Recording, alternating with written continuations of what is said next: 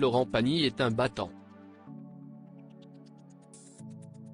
Un mois après l'annonce de la récidive probable de son cancer dans 7 à 8 sur TF1, le chanteur est revenu sur son combat contre la maladie sur le plateau de 20h30 le dimanche, présenté par Laurent Delahousse. L'artiste en a profité pour assurer la promotion de son livre Pagny par Florent, qui sortira mercredi 5 avril 2023 dans les librairies. Dans ce dernier, le musicien consacre un passage à Johnny Hallyday, son ami de scène. Le présentateur Laurent Delahousse en a profité pour rappeler la fois où le mari d'Azucena est arrivé en retard au concert du rocker, au Parc des Princes, en 2023, et que c'était un peu tendu avec le rocker. Vous arrivez en retard, vous n'arrivez pas à positionner vos. Détaille le présentateur télé, avant de se faire couper la parole par Florent Pagny. Ça s'était passé bien avant, a-t-il commencé, avant d'ajouter qu'il avait déjà eu l'occasion de chanter avec le défunt mari de Laetitia Hallyday et que l'exercice n'était pas toujours simple. Chanter avec Johnny, c'était une épreuve, c'était sympa, a-t-il enchaîné. Et de conclure, si est quelqu'un qui d'un seul coup, était fier d'avoir quelqu'un capable d'être à son niveau.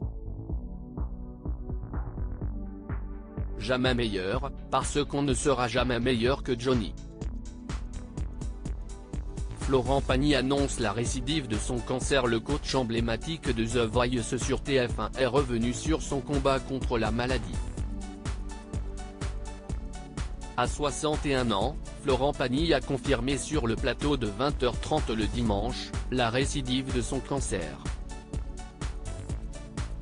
Après une rémission en 2022, un nouveau ganglion est apparu il y a quelques mois.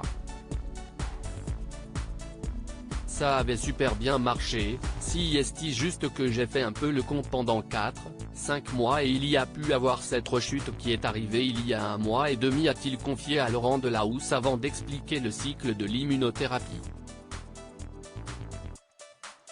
Ce que j'aurais dû prendre un peu plus à une valeur de 4 mois et moi au 5e mois, une nuit, ça s'est déclenché, j'ai toussé toute la nuit.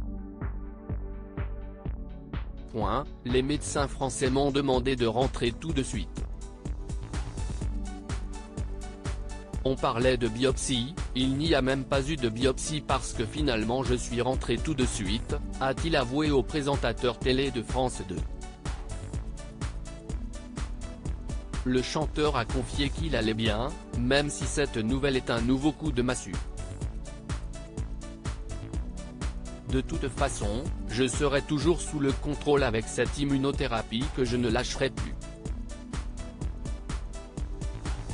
Je ne ferai pas 2 fois la même bêtise. Je vais devoir l'organiser et la suivre pendant quelques années, a-t-il conclu.